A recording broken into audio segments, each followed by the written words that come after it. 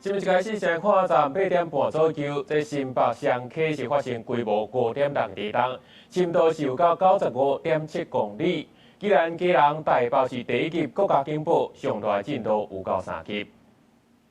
我們在17點1秒的時候，針對宜蘭、基隆市跟台北市這邊有發第一級的國家級警報，然後在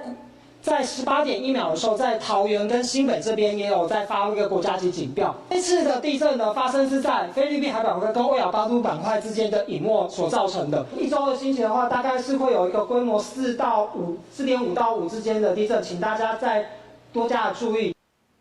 有民眾是第一時間翕到厝內電火地動搖來搖去，手機也是接到警報消息，連魚肚仔的水嘛攏予搖甲溢出來。在交通方面，台北、新北這軍是照規定來降速巡檢，代替有車幫慢，阮加載是無傳出災情。